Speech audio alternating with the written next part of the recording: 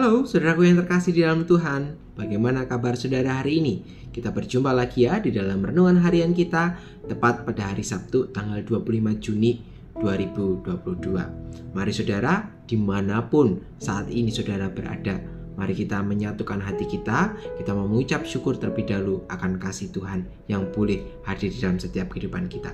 Mari kita satu hati di dalam doa.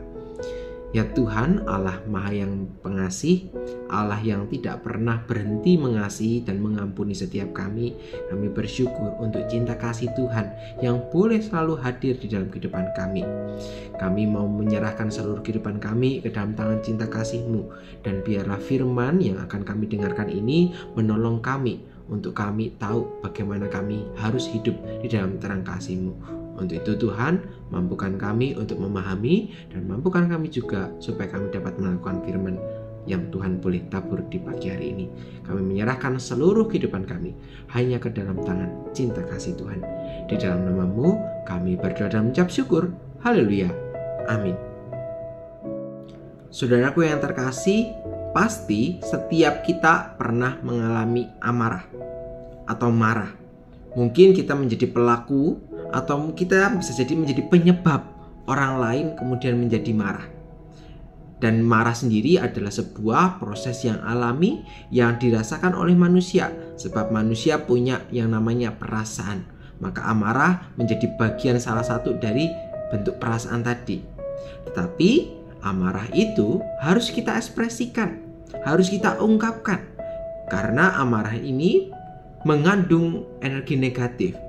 Kalau itu kita biarkan mengendap di dalam diri kita, maka bisa jadi amarah itu akan menggerogoti diri kita. Maka amarah atau perasaan-perasaan itu memang harus diungkapkan, harus dibahasakan. Namun kita harus hati-hati dalam mengungkapkan marah. Karena kalau kita salah dalam mengungkapkannya atau kita dikuasai oleh yang namanya amarah karena sudah saking jengkelnya, perasaan itu sudah tidak bisa ditahan lagi, kita menjadi meledak-ledak, kita tidak bisa mengendalikan diri kita, maka yang terjadi mungkin dari perkataan kita itu membuat orang lain mengalami kepahitan. Atau mungkin ketika kita meledak-meledak, tidak sengaja kita menjatuhkan barang, kita melempar barang, itu justru menjadi sebuah trauma bagi orang yang menerima amarah kita. Maka sekali lagi, amarah itu perlu untuk kemudian kita kendalikan. Boleh kita mengekspresikannya, tetapi jangan kemudian membiarkan amarah itu tinggal tetap di dalam diri kita. Karena ada relasi yang kemudian akan menjadi rusak bila amarah itu terus dilakukan secara berkelanjutan. Nah saudara, di dalam pembacaan kita, Allah pun juga pernah marah. Tidak lain ketika bangsa Israel menduakan hatinya Tuhan. Ketika bangsa Israel membuat hati Allah berduka. Di dalam Ulangan pasal yang ke-32 ayat yang ke-39, demikianlah firman Tuhan. Lihatlah sekarang bahwa akulah Dia. Tidak ada Allah kecuali aku. Akulah yang mematikan dan yang menghidupkan. Aku telah meremukkan, tetapi akulah yang menyembuhkan. Dan seorang pun tidak ada yang dapat melepaskan dari tanganku. Saudara, demikianlah berita dari Tuhan. Berbahagialah setiap kita yang bukan hanya mampu mendengar dan membacanya, tapi juga melakukannya di dalam kehidupan sehari-hari. Nah, di dalam bagian bacaan kita yang telah kita baca ini tidak lain adalah sebuah bagian akhir dari nyanyian Musa, di mana Musa ingin menunjukkan akan kasih setianya Allah yang tidak pernah memudar meskipun Tuhan disakiti, meskipun Tuhan diabaikan, meskipun Tuhan tidak dianggap, Tuhan diduakan. Maka kita mengingat kisahnya ketika bangsa Israel justru memilih menyembah ilah-ilah lain, memberikan persembahan kepada ilah-ilah lain. Padahal Allah lah yang menciptakan umat Israel, tetapi justru mereka berlaku tidak setia. Di dalam kondisi seperti itu Allah marah.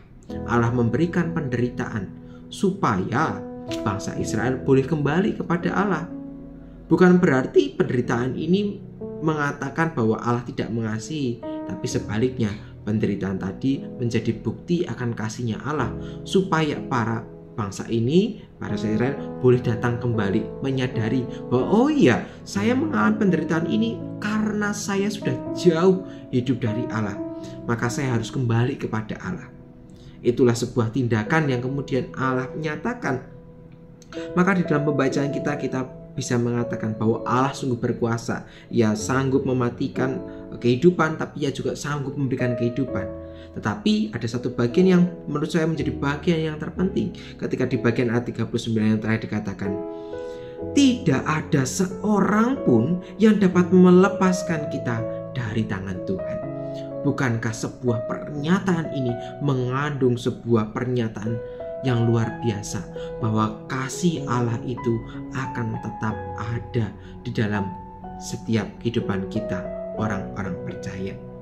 Maka pujian akhir yang diberikan oleh Musa ini sangat baik untuk kemudian menolong kita menyadari akan peranan kita, menyadari siapa kita di hadapan Allah. Bukankah gambaran umat Israel tidak lain adalah juga menggambarkan tentang kehidupan spiritual kita, kehidupan relasi dengan Tuhan? Seringkali kita meninggalkan Tuhan, kita mendukakan hatinya Tuhan. Maka di dalam perenungan hari ini kita diingatkan untuk kita boleh mengkoreksi diri kita memperbaiki relasi kita dengan Allah, sehingga melalui firman ini kita boleh mengalami pemulihan hari lepas hari. Sehingga jangan lagi amarah tadi menguasai hati kita, karena kita telah melihat teladan yang sangat baik di dalam diri Allah yang mau tetap memelihara kasih-Nya. Sehingga amarah tadi bertindak secara tepat, dan amarah tadi direspon secara tepat dan justru mendatangkan sebuah pemulihan. Maka itu juga berbicara dengan pengalaman-pengalaman kita. Mari kita juga memberikan pengampunan. Mari kita memberikan maaf kepada mereka. Mari kita memberikan kesempatan kedua kepada orang-orang yang telah melukai kita. Mungkin bagian ini sangat susah untuk kemudian kita lakukan, namun percayalah pada sebuah proses. Serahkan semuanya kepada Tuhan, kita berjuang dan kita memohon hikmat dari Tuhan. Dan kiranya Allah sendiri yang memampukan setiap kita. Ketika hatiku telah disakiti,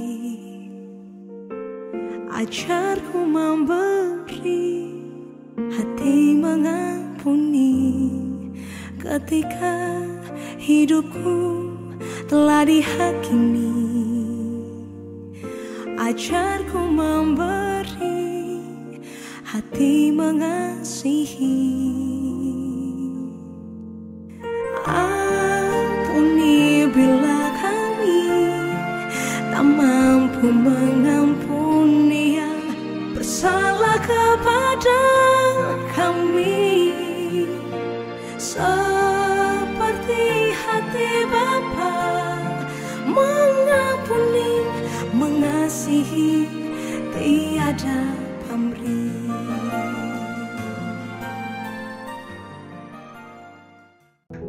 Mari kita menutup perenungan kita di dalam doa. Mari kita satu hati di dalam doa. Ya Tuhan, Allah yang Maha Pengasih dan Maha Pengampun, kami menyadari di dalam setiap kelemahan kami, seringkali kami tidak bisa menguasai diri kami, sehingga ketika kami marah, kami justru melukai orang-orang di sekitar kami dengan kata-kata yang tajam, yang terkadang justru membuat sesama kami mengalami kepahitan. Namun firman-Mu hari ini boleh mengingatkan dan sekaligus meneguhkan setiap kami bahwa Tuhan mengundang setiap kami untuk mengalami pemulihan bersama.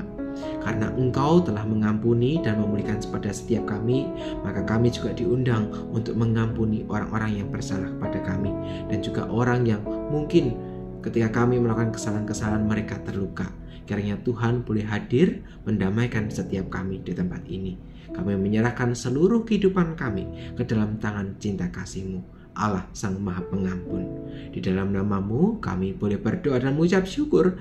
Haleluya. Amin.